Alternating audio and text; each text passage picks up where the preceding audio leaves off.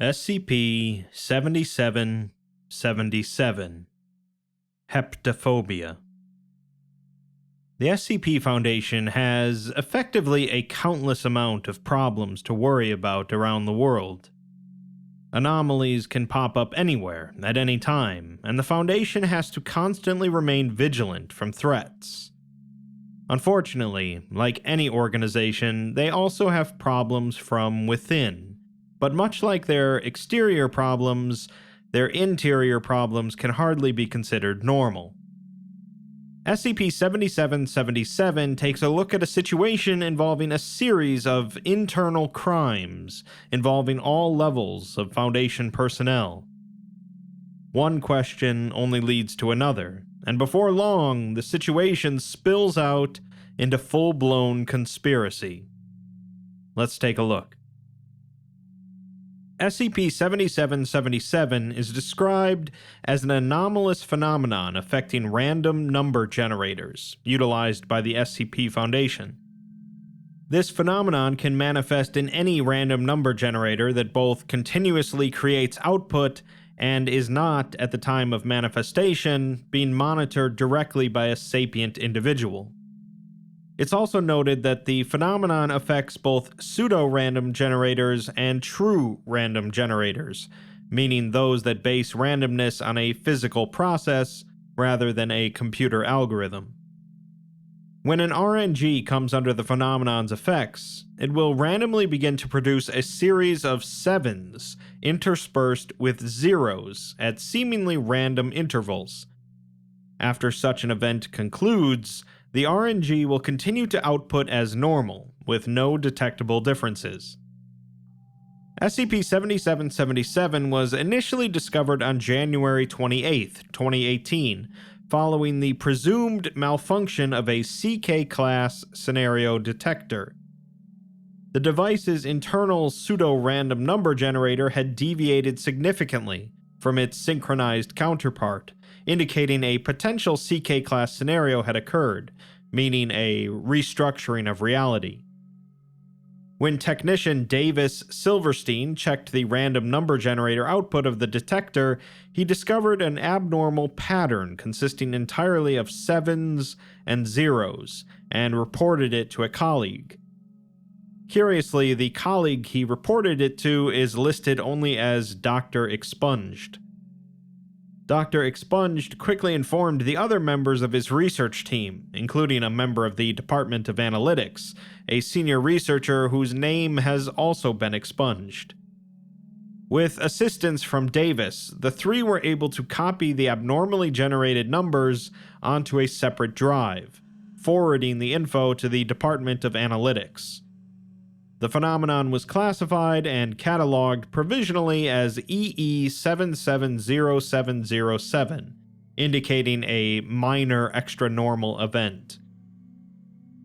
Faced with a number of urgent assignments, the department relegated it to low priority, and as a result, the phenomenon went unresearched for 3 weeks, until Dr. Expunged requested a follow-up. The senior researcher was off-site, so the assignment was given to a junior researcher, also expunged from the document. After attempting various methods of analysis on the data, eventually the junior researcher determined that the number of sevens between each zero in the pattern never exceeded 255. Under the assumption the numbers may be referring to the value of bytes, they translated the values into ASCII characters. This resulted in the following message. Site Director Franklin Garnett murdered Dr. Teresa Booth on March 11, 2003, by replacing her medication with compound Y909 and framing it as amnestic overdose. Well, that certainly changed course pretty quickly, as it seems that we're now looking into an internal murder case. Upon decoding the message, the junior researcher panicked and emailed the Department of Analytics Ethics Committee liaison, Flora Marinos.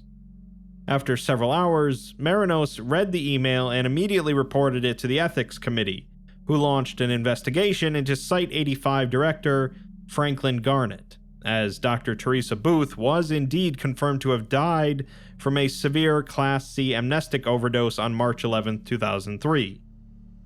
The Records and Information Security Administration was tasked with locating the exact origin of the message. The official explanation for Teresa's death at the time was that she had suffered from a traumatic loss of a sibling 1 month prior, and unsuccessfully attempted to use Class C amnestics to erase the memories of how they died.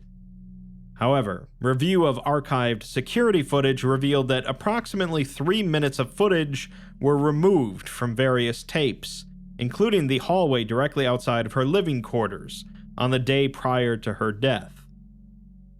With this knowledge, the Ethics Committee suspended Director Garnett's clearance provisionally as the investigation continued, but Garnett noticed the change shortly after and began to flee the site, unsuccessfully. When detained, he confessed that he had indeed murdered Teresa in order to prevent her coming forward to the Ethics Committee with embezzlement charges against him. In light of this, all of Garnett's pay was removed from his Foundation accounts, he was amnesticized, and removed from the Foundation permanently. I'm not sure if that really brings justice for her murder, but the case is solved, except for the small matter of where that message came from, and a new issue. Since this event, over 37 new instances of SCP-7777 have appeared amongst Foundation random number generators. We're given an abridged log of a number of these instances, with the first follow-up occurring a week after the initial message was decoded. This instance appeared in a pseudo-random number generator being run alongside SCP-1214, a possibly sapient RNG, during tests by the Department of Analytics to determine the differentiation between 1214 and standard RNGs. The code was translated into a message reading, "Senior researcher Jackson Bell sexually assaulted a female researcher during the Site-18 2016 Christmas party." Sure enough, the Ethics Committee determined that this did indeed happen, but due to the senior researcher's position, no one had reported the incident. Bell denied the incident had occurred, even after recorded footage came to light, but he has since been barred permanently from Foundation community events and is undergoing long-term correctional therapy with a pay reduction. The victim has been identified and compensated.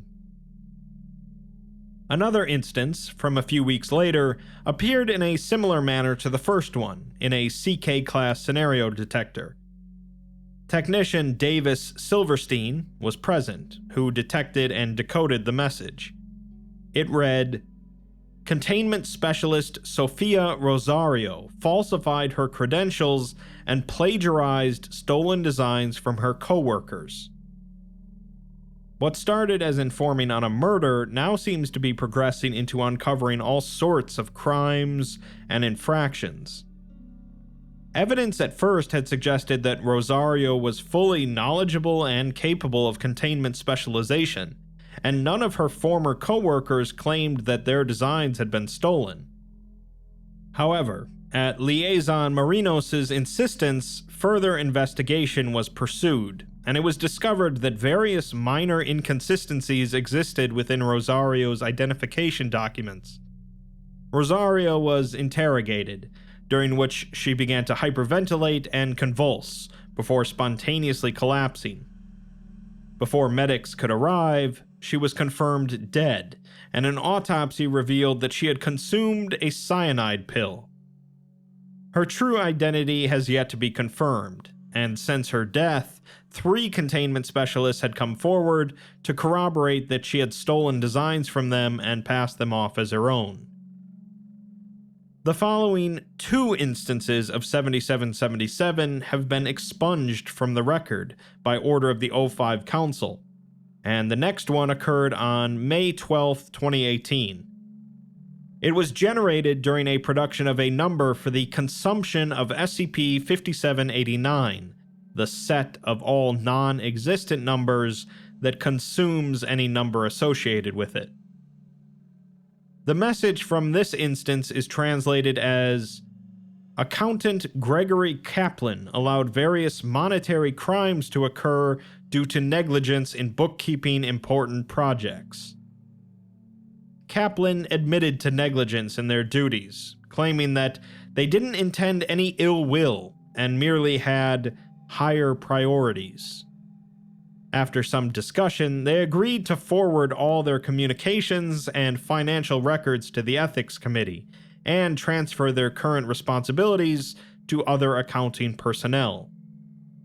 Before they were reassigned to another job, however, 058 requested to transfer Kaplan themselves, which was approved.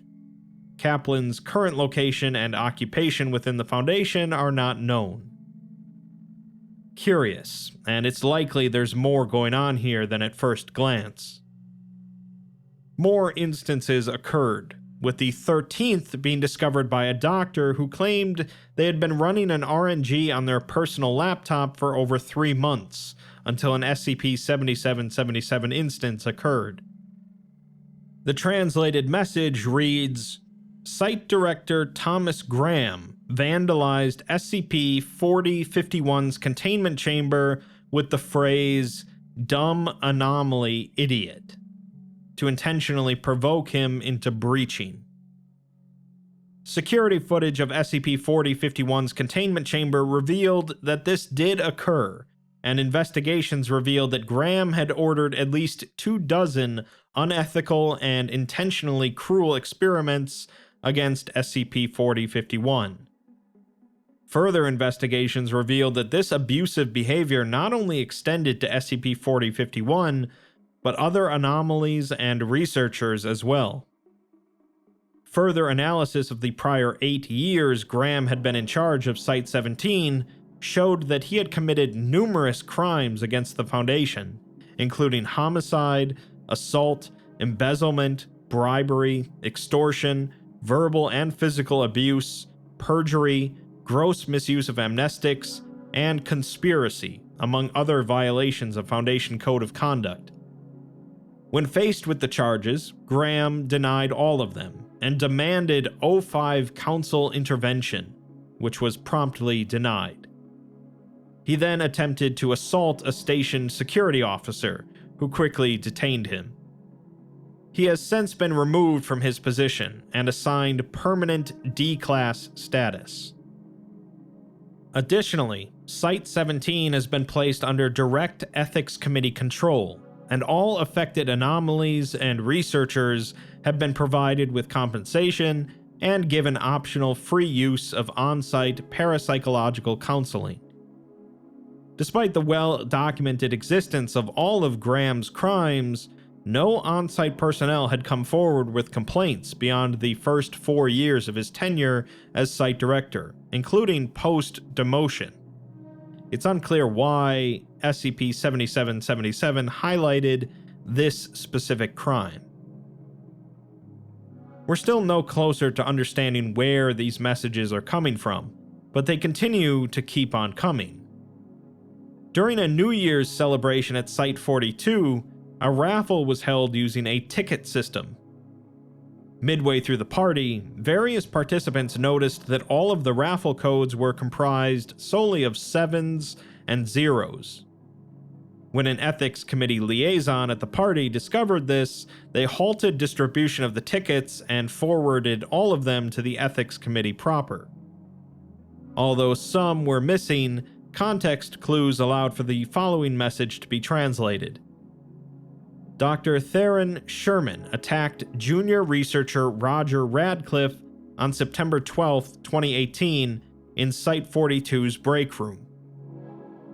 Radcliffe, when asked, did corroborate this claim, but both physical and written records showed that Sherman was not present in Site-42 when the supposed attack occurred. As a result, no further action was taken, despite Radcliffe's protests, although another instance of 7777 appeared a few days later. This one appeared in a CSD, discovered by a junior technician who, we're informed, had Davis Silverstein as a senior advisor before she was transferred to a separate site. The translated message for this one reads, "Junior researcher Roger Radcliffe attempted to frame Dr. Theron Sherman using a falsified SCP-7777 instance." Although Radcliffe denied the charge, investigation determined that he had entered managerial spaces and replaced the raffle tickets with his own.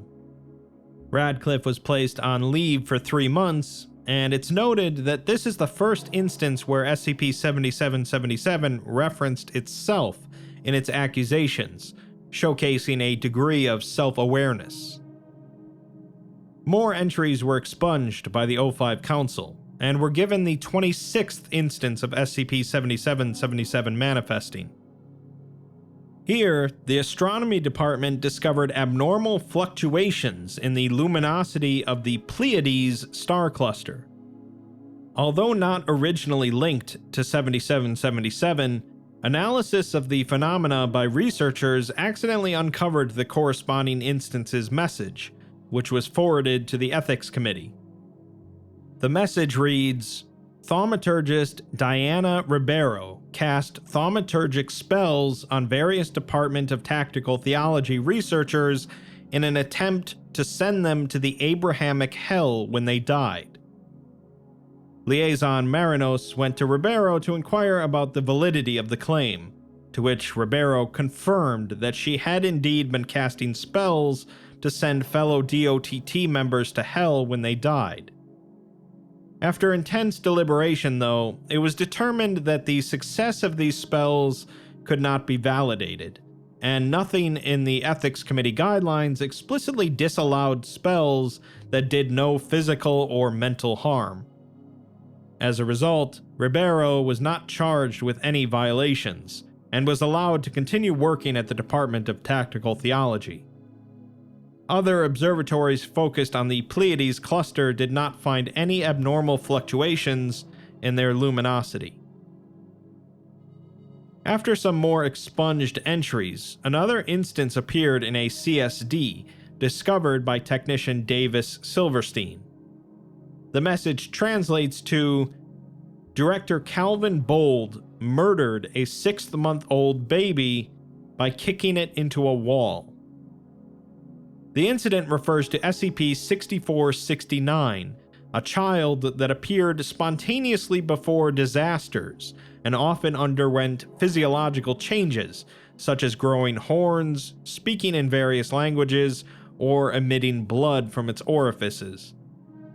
It's unclear if the presence of SCP-6469 caused the subsequent disasters or not.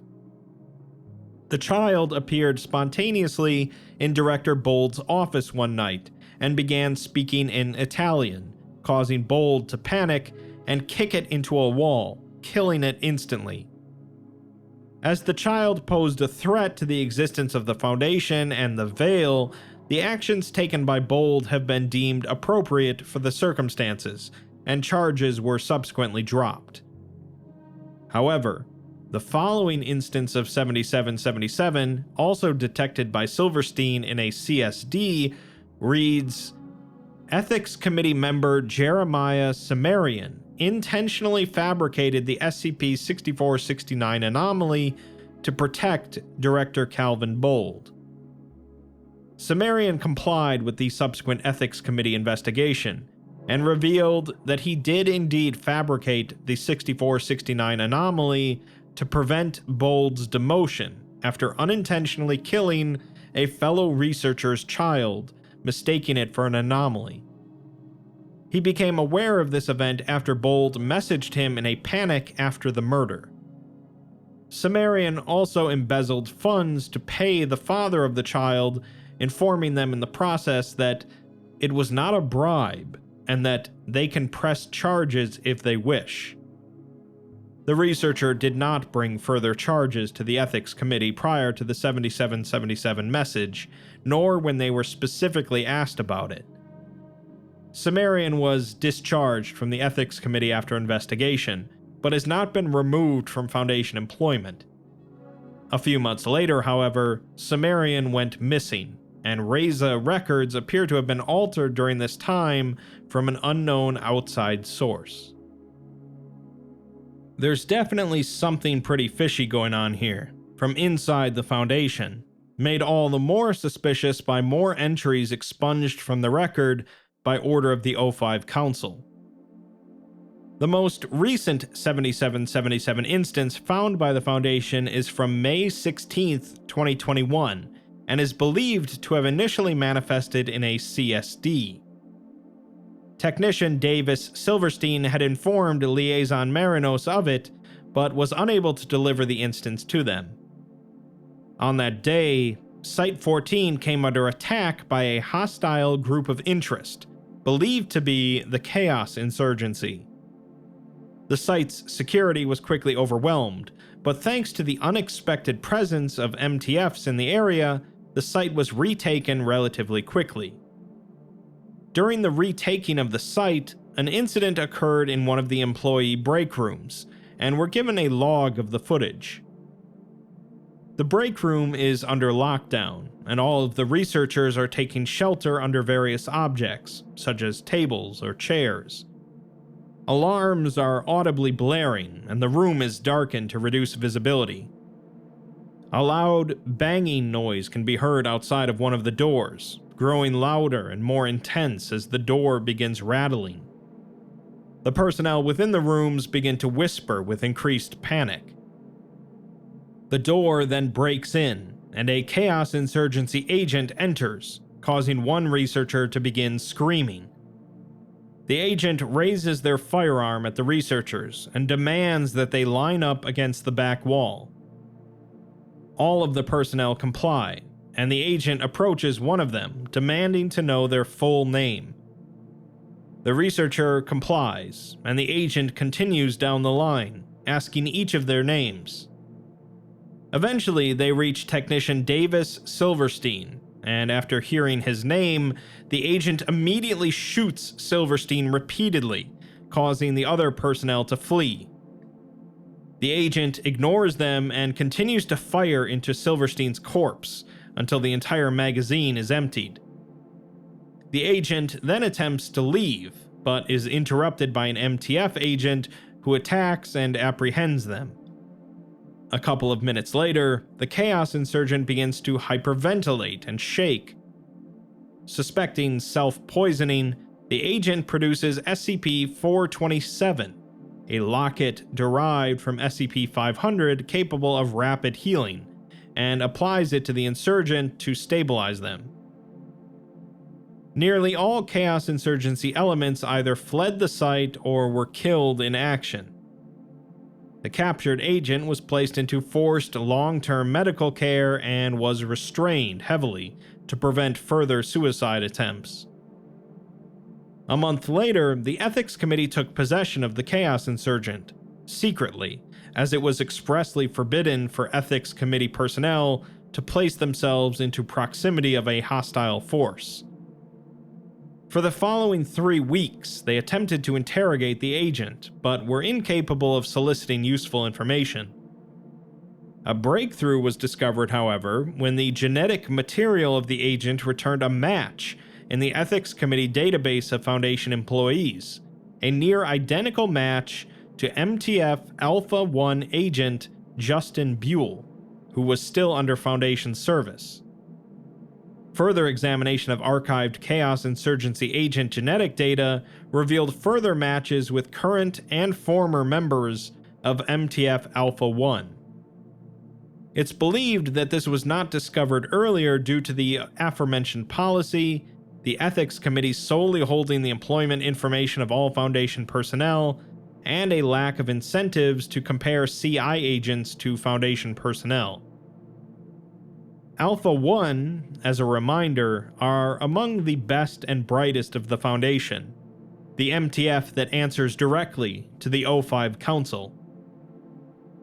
During this time, Reza had taken possession of Technician Silverstein's belongings, including his personal laptop, which contained the latest SCP-7777 instance. The message was decoded and reads, 056 is plotting to murder technician Davis Silverstein. So, we have a large number of instances of SCP-7777 that have been specifically expunged from the record by order of the O5 Council. Some sort of situation involving Chaos Insurgency members also being members of the O5's personal MTF, and a message foreshadowing Silverstein's death, apparently orchestrated by O56. Due to all of this, Reza colluded with the Ethics Committee to intercept an upcoming O5 Council session in Site-1 and hold the overseers for questioning. On July 17, 2021, MTF Omega-1 breached the site and attempted to detain the 13 overseers, capturing 7 of them. Interrogation revealed that the O5 Council had been employing Alpha-1 to capture SCPs for their personal benefit, which would have been forbidden by the Ethics Committee. The remaining 6 overseers' locations are not known.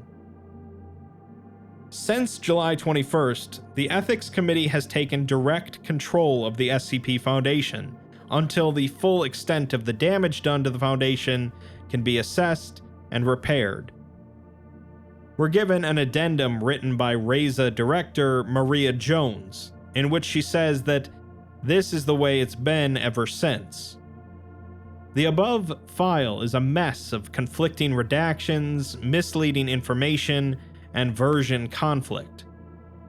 It's the general mission of Reza to attempt to resolve these issues and present a cohesive and streamlined document for future onboarding of researchers.